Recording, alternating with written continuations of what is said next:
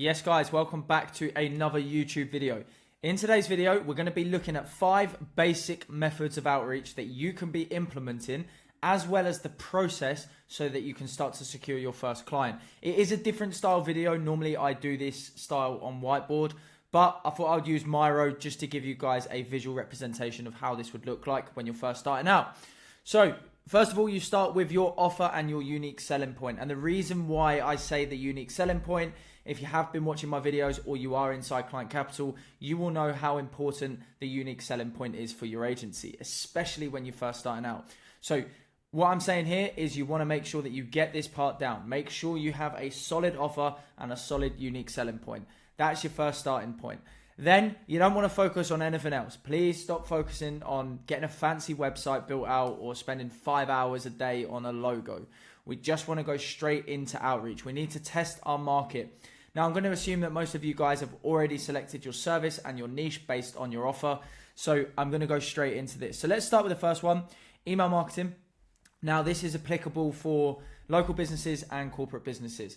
A lot of people think email marketing is dead. It's really not. It's actually very good because you can do mass outreach at scale and it's very easy to manage. Now, let's go down email marketing and have a look a little bit as to how we can make this work. So first of all, when we're automating email marketing, and if you don't know how to do it, we do teach that inside Client Capital. But when you're automating email marketing, you want to be able to utilize not only the positive responses and the negative responses. We want to make sure that we're capturing every single lead that we email. So first of all, if it is a positive response, then great. That's going to go straight down into the discovery stage. However, if it is a negative response, then what we want to do is put them in a nurturing sequence where we can give them more value. Because in an email, it's very hard to put across absolutely everything about your business. You don't want to be giving them tons and tons of information on an email. Actually, what we want to be able to do is give them snippets just to hook them in. And having that nurturing sequence in place with additional value is going to help you capture some of those leads that say that they're not interested. Now, one caveat here, if you are running email marketing and someone does reply back and they say they're not interested or not right now, but they have their signature in their email, give them a call straight away. That's your first port of call. Obviously, a nurturing sequence with value is very incredible, but you want to be able to do that. Then LinkedIn. Okay, so with LinkedIn, yes, we want to be able to automate LinkedIn as much as possible. We also want to be able to create posts and give a visual representation of our business and ourselves. But for the sake of outreach, again, it's the same sort of style. If we get a positive response from LinkedIn, then great, we're going to do a discovery. If we get a negative response, obviously we can't necessarily put them into a nurturing sequence with value if it's automated, because sometimes the automations won't allow you to do that. What we'll do is we'll follow up with those prospects in a different way. So things like voice notes, value propositions, anything that is going to be able to make you stand out, to give them slightly more additional value. Now, when it comes to LinkedIn, your professional brand has to complement your agency. So if you're not posting on your company page, you're not posting on your personal page, and you don't have, let's say, 500 plus connections, you're not going to have the credibility or the authority in your industry to be able to succeed, right, on LinkedIn. So what we want to do is make sure that we are boosting and working on our professional brand, because this is so important. This is going to help you close multiple deals over LinkedIn. Loom outreach. Now, Loom outreach is self-explanatory.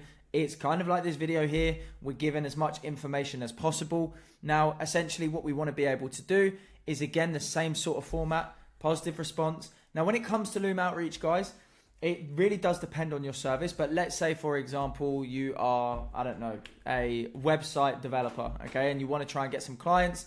You can use Loom to be able to share your pitch, essentially, when you're going over their website, what changes you would make, how you would change them, and give them as much value as possible. Now, it does take time to do Loom outreach, but it is hyper personalized, which is really effective. So even if you can spend 5 to 10 hours a week doing Loom outreach, this is really good for you, because you're going to be able to hit all sorts of different ICPs with a different approach.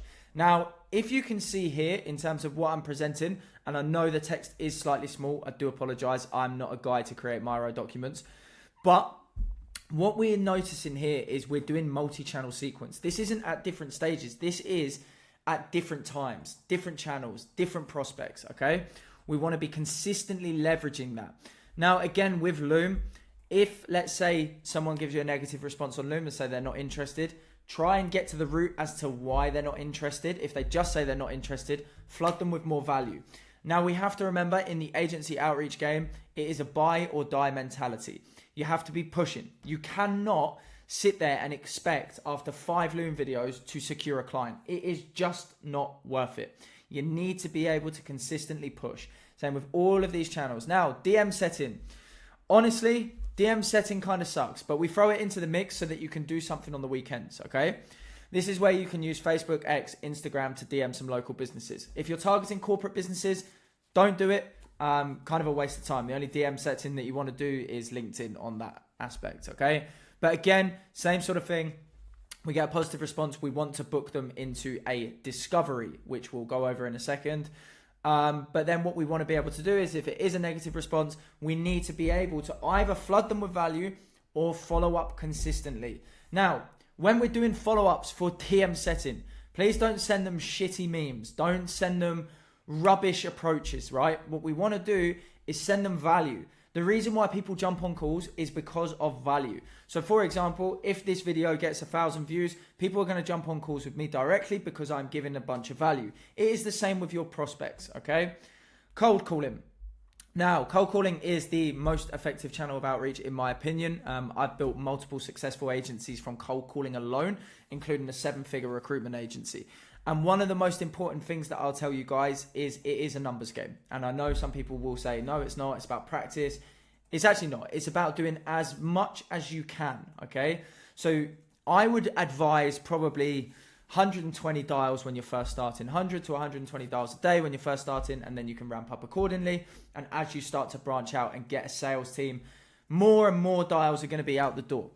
Then again, positive response is booking them straight into a discovery call. If you don't know what a discovery call is, I will explain it briefly on this video, but I have got an hour and 20-minute video pinned on my YouTube profile. Go and watch that. It breaks down the whole agency cycle. And then negative response. Now, what I've done here in terms of negative response is not about, I put nurturing sequence with value, but this doesn't mean put them in emails, okay? This can mean giving them another call back in a couple of days and actually taking a slightly different approach based on the objection that you couldn't handle effectively. One of the things that you can do when it comes to cold calling, and I will do a video on cold calling, so for some of you guys that are super excited to get going, I will show you the best ways of doing it. But what you can do is track the objections that you're getting on a daily basis. This is going to really allow you to be able to work on the things that you're struggling with. So for example, if you're struggling with the objection, I'm not interested, and you don't know how to do a value-driven objection handle, then that's what you focus on. But you're not going to know this without tracking the data. So again, loads of people struggle with this agency space because they don't track the data. Now, once you've done those 5 channels of outreach, which means that you're targeting different prospects, different times, different channels, okay?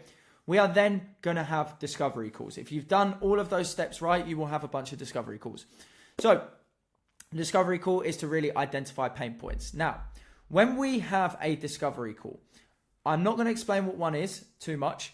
What I'm going to tell you is what happens when we need to disqualify them. A lot of people are disqualifying discoveries really early on in their agency journey. You shouldn't be doing that. You should be going through the sales process. It's going to give you practice, but also we can actually advertise them for a lower ticket offer. So for example, if you've got 0 clients right now, and let's say you couldn't close them on a discovery call to go to the demo, we can then give them some additional value on a lower ticket offer. So perhaps some performance-based or even free work, just so you can get a case study.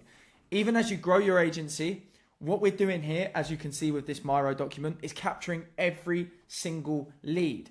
So if you've had 15 discovery calls in the past month and you've noticed that you've converted 8 to demo, the ones that you haven't converted to demo, we should be having a low ticket offer for them. We should be able to sell them on something. Whether that is offering them a GHL that you've built out so they can nurture their own leads and you don't do their lead generation, whether that is a website template, whether that is just doing the lead generation and not the nurturing sequence, whether that is running Google Ads, there's so many ways that you can do it. Then Once we've done the discovery, we want to be able to bridge the gap of the demo with a value-driven sales asset. So a lot of you guys struggle with no-shows. If you're struggling with no-shows, that's because one, you've not had a value-driven call when it comes to the discovery, but two, you're not giving them anything tangible following that meeting to hook them in to the demo. Inside Client Capital, we teach you how to get a 100% discovery to demo rate. So for those of you guys inside, go into the sales process and have a look at the discovery, demo, sales assets, and sales process section so that you can really master this.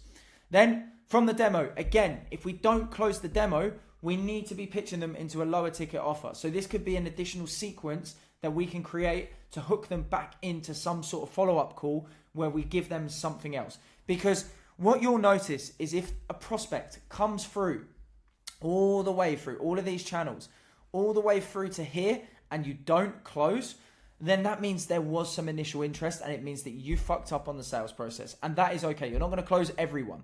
But what we can do is try and capture some of the rest of them so that we can get some money in our pocket. Then once the client's closed, obviously it's down to customer success, fulfillment, upselling, and things like that. So it is just a short video today. I will zoom out again so you guys can have a look at what this looks like. A little bit too much.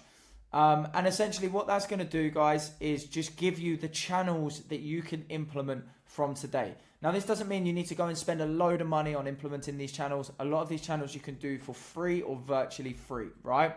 But the main goal here is to up the volume of discoveries, demos, bridging the gap, getting your low ticket offer sorted, and start closing some clients. I hope this video helps. And if you do want access to this specific document, then I will be allowing you guys to have a look at this during a strategy call. If you do click the link below, then book in a call with myself and my sales team, and we'll give you these assets as well. Cool. Make sure you subscribe, guys, and I will see you in the next video.